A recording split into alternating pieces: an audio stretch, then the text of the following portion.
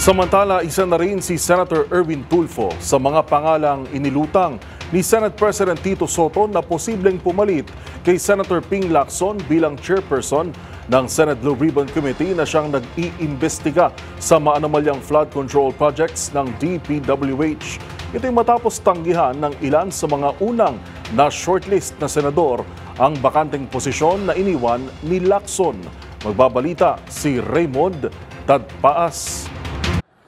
Kasama si Senador Erwin Tulfo sa pinagpipilian na maging chairman ng Senate Blue Ribbon Committee. Ito ang kinumpirma ni Senate President Vicente Soto III kasar ng pagtanggi ng tatlong naunang senador na kasama sa pinagpipilian.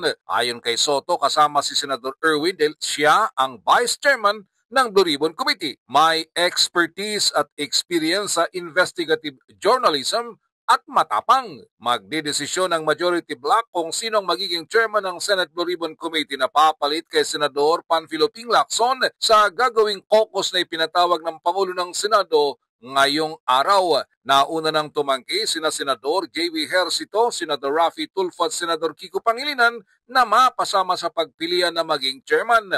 Kontento na ang mga ito sa hawak nilang mga committee sa ngayon.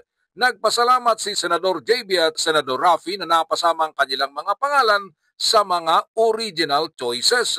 Ngunit sabi ni Senador JB, alam niya ang kanyang limitasyon kaya't ipauubaya niya ito sa iba. Habang si Senador Pangilinan naman ay puno na ito sa tatlong malaking komite na kanyang hawak sa ngayon.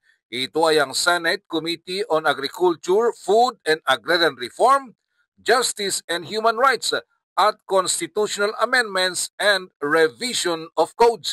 Sa orihinal na 5 na pinagpipilian ay sina Senador Risa Hontiveros at Senador Pia Cayetano na lamang ang natira. Pangatlo, si Senador Erwin Tulfo. Para sa MBC TV Network News, ito si Raymond Tadpaas ng DZRH, una sa Pilipinas, una sa Pilipino.